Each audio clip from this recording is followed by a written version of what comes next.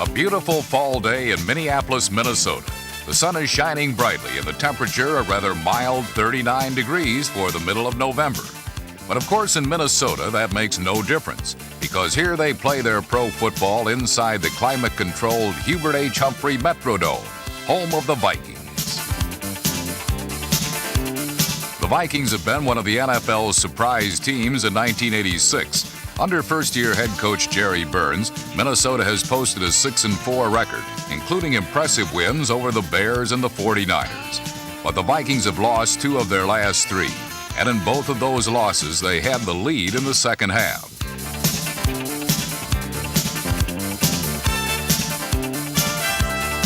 Today's game against the New York Giants looms as the Vikings' biggest of the season. A victory and the Vikes establish themselves as legitimate playoff contenders. A defeat? Well, quarterback Tommy Kramer does not think in terms of losing. The veteran Kramer is enjoying the finest season of his 10-year career, something that cannot be said of his counterpart, Giants quarterback Phil Simms. Simms has had his difficulties in recent weeks, but the Giants have been able to win anyway. The Giants' 8-2 record and first-place tie in the tough NFC East is a tribute to the running of Joe Morris and a defense led by Lawrence Taylor.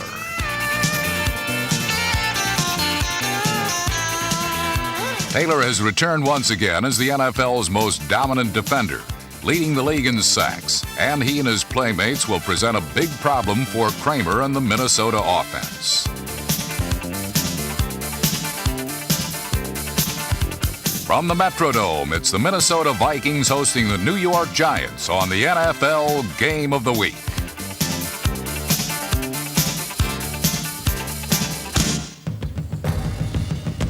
Not many people would dispute the fact that the Giants have one of the best defenses in all of pro football.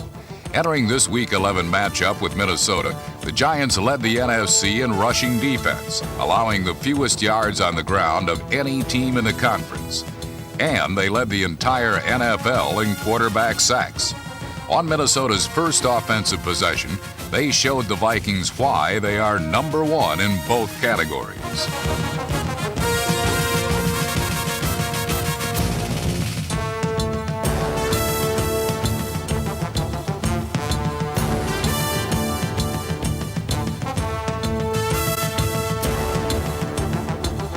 But the Vikings proved that they could dish out a little punishment as well, as their defense put a hurting on Giants wide receiver Stacy Robinson deep in Minnesota territory.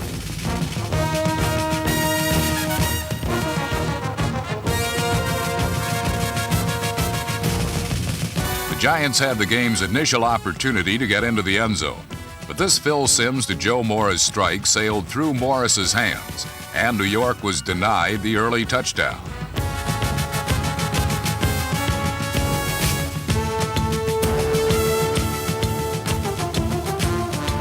Midway through the first quarter, the Giants settled for this 41-yard field goal by Raul Allegre, and they went ahead 3-0. It was the beginning of a busy day for Allegre, a day that would not end until the game's final seconds.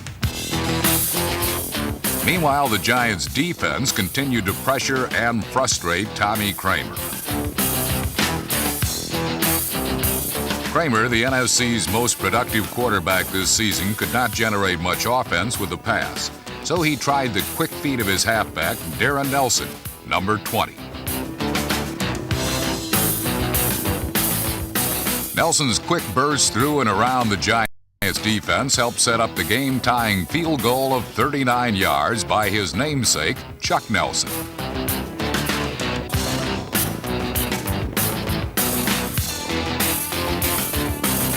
Two long drives, one by the Giants and one by Minnesota, had consumed most of the first quarter. The result was a swap of field goals. With a minute left in the period, the Giants began their second drive of the game. This one featured their most potent offensive weapon, Joe Morris, first as a receiver, and then in his more customary role as one of the NFL's finest runners.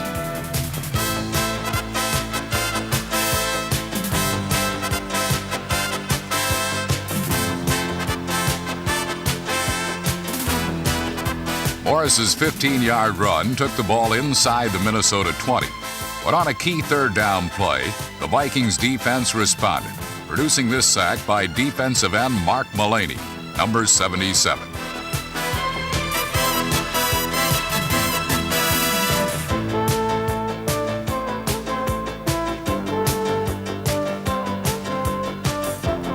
Mullaney's big defensive play forced the Giants to kick another field goal, and Raul Alegre drilled home his second of the game, this one from 37 yards. Early in the second quarter, the Giants led Minnesota 6-3. The yards were many, the points few. Viking fans knew how important this game was to a team that has swallowed hard in 2 of the last 3 weeks, losing heartbreaking struggles to the Redskins and Browns. Minnesota had proved they could compete. Now they had to prove they could win. The Giants' defense did not seem willing to oblige. When Nelson was shut down, Kramer finally got the Vikings' passing game going. First going to his vastly underrated tight end, Steve Jordan, number 83, for 22 yards. And then nailing swift wide receiver Anthony Carter twice.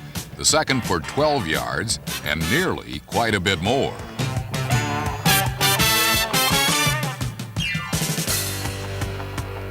Carter's reception gave Minnesota first down at the Giants' 22. But the Giants' defense, like Minnesota's earlier in the second quarter, rose up to meet the challenge and deny the Vikings the touchdown opportunity.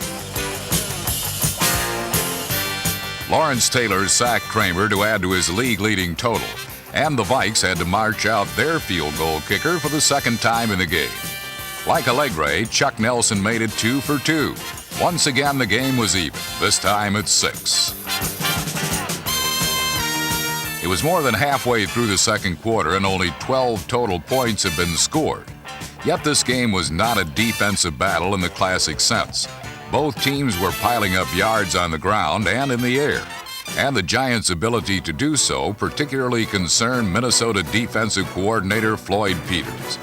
Peters, in his first year with the Vikings, has been responsible for a defensive resurgence in Minnesota, and his troops went out and laid some leather on New York's 1,000-yard runner, Joe Morris.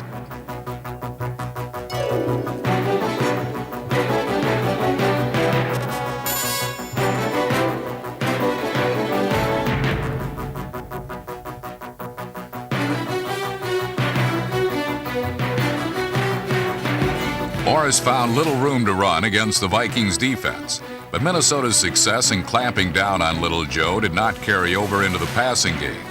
Sims hooked up on 2 consecutive plays with the NFC's leading tight end Mark Bavaro, number 89.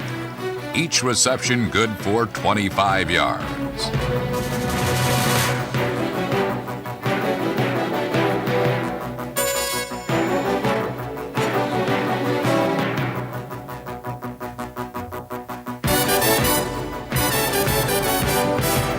But lo and behold, the Giants could not get into the end zone. Their third impressive drive of the first half ended with their third field goal of the first half. Raul Alegre had booted number 3, and the Giants went back in front, 9-6.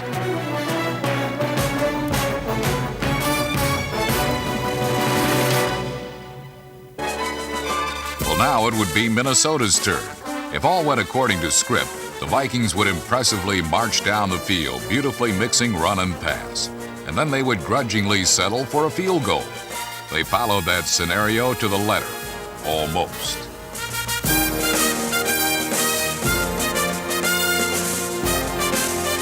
Darren Nelson darted through the Giants' defense for 2 big first down runs. But of course, as the Vikings approached the New York end zone, their drive gradually slowed down until it petered out completely. But we knew that was going to happen, didn't we? Time once again for 3 points and Chuck Nelson. But this time, Nelson missed, upsetting the balance of the precisely orchestrated first half of field goal after field goal. So the Giants would go to the locker room with a precarious 9-6 advantage, and the Vikings would be haunted by Nelson's miss. At halftime, the Vikings honored their all-time leading passer, Hall of Famer Fran Tarkenton. Then it was time for Sir Francis's successor to draw a few accolades himself. As the third quarter began, the man who followed this legend, Tommy Kramer, put together a scoring drive as well executed as any Tarkenton might have crafted.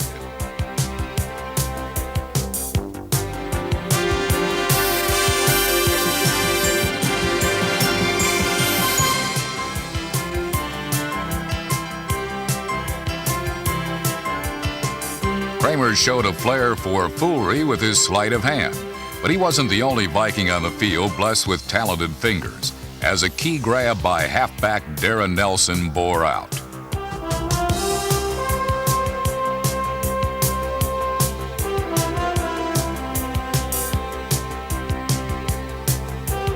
Nelson's circus catch was ruled complete, and then Kramer polished off a most stylish 11-play drive with an easy scoring flip to wide-open fullback Alan Rice, number 36.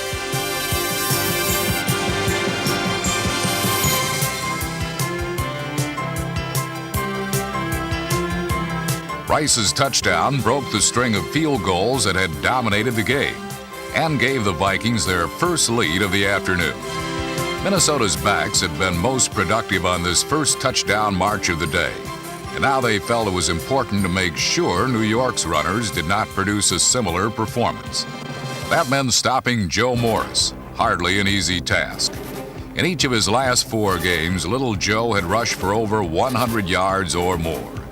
But that century-mark streak would end today against a determined Vikings running defense.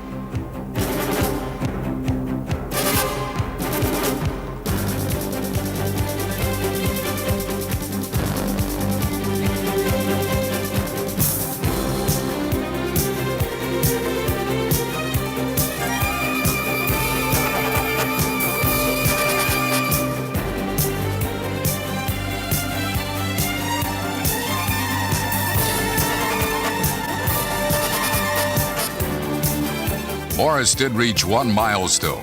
He raised his seasonal total over the 1,000-yard mark for the second straight year. But his game output was a paltry 49 yards, a very un-Morris-like effort. The whole New York offense struggled through the third quarter, with their biggest gain coming not by the run or pass, but by an interference call.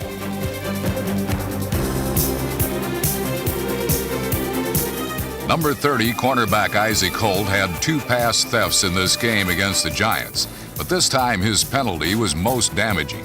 It set up Raul Alegre's 4th field goal of the game, trimming the Viking lead to a single point.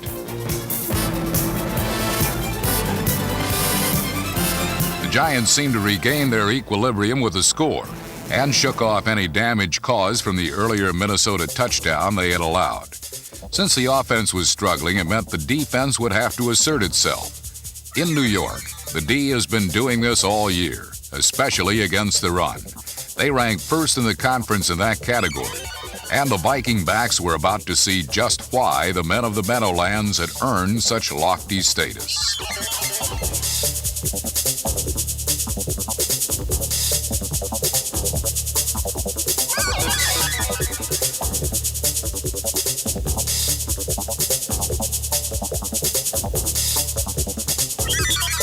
Minnesota was held in check for the rest of the third quarter, but that took on secondary importance as the fourth quarter began. The Vikes lost not only possession, but their quarterback and spiritual leader as well. Tommy Kramer had jammed his thumb and would not return to action for the rest of the game. The NFC's second leading passer was gone, and a seldom used replacement was about to be thrown into the pit against one of the NFL's most terrifying defenses.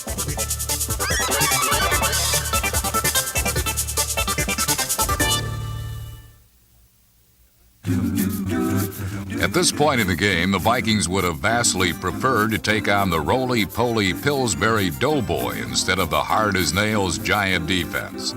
No doubt New York was cooking up a mean batch of trouble for Minnesota. But for the moment, the Giants were treating the football like a scalding tray of hot biscuits.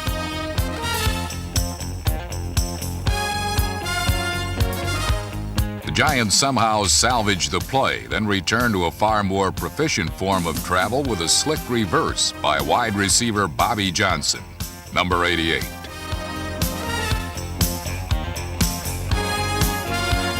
On the very next play, Phil Simms and Johnson finished off the drive with a pass that produced New York's first and only touchdown of the game.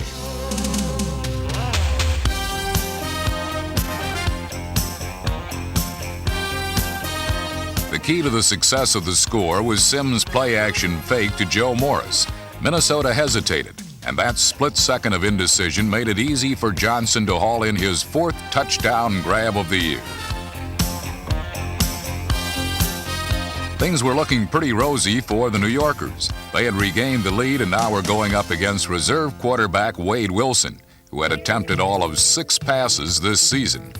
But Wilson is one of the league's better relief pitchers, having bailed the Vikings out on several occasions in the past. And he proved to be more than able this time too, completing the first 3 tosses on his initial drive.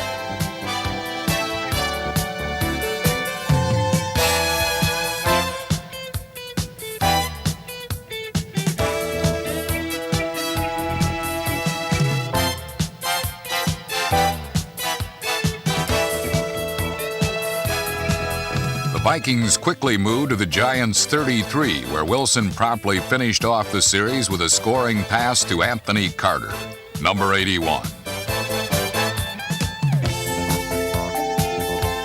Although Carter was happy with the score, he wasn't too thrilled with defensive back Perry Williams and his 4-point landing at the conclusion of the play.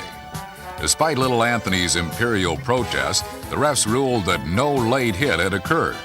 The bottom line was that Wade Wilson had done yeoman's service, moving the Vikes in for a score in less than 3 minutes.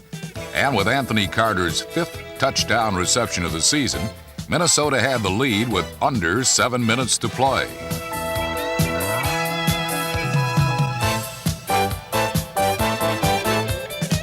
Although Carter was most displeased at the end of the touchdown, the rest of the Vikings' temperament was just the opposite.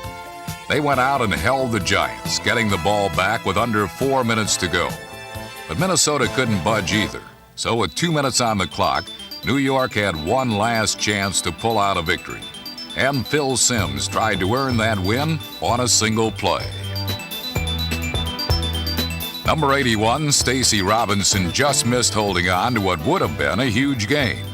So Simms returned to short tosses, and with Minnesota playing to avoid the long one, the underneath yardage was there for the taking.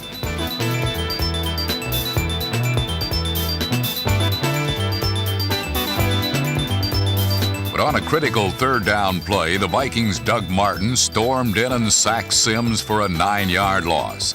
Things looked very bleak for the Giants, and most promising for Minnesota. Barely a minute remained. New York was down to its last play. Everyone in the state of Minnesota knew a pass was coming. Viking defensive coordinator Floyd Peters signaled in the coverage he wanted. If the Norsemen held here, the game would be theirs. But then Phil Simms made his biggest completion of the day, and in doing so kept New York's flickering hopes alive.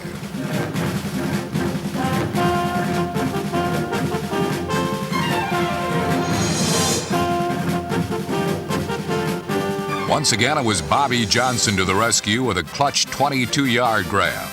Now all the Giants wanted was to move the ball in a bit closer for the winning field goal. And 2 Joe Morris runs accomplished that.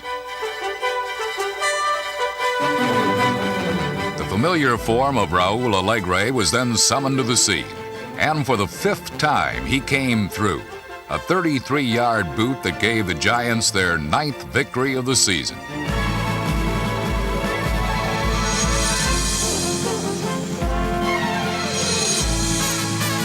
The 22-20 win puts the Giants at 9-2 and keeps them in first place in the fiercely competitive NFC East.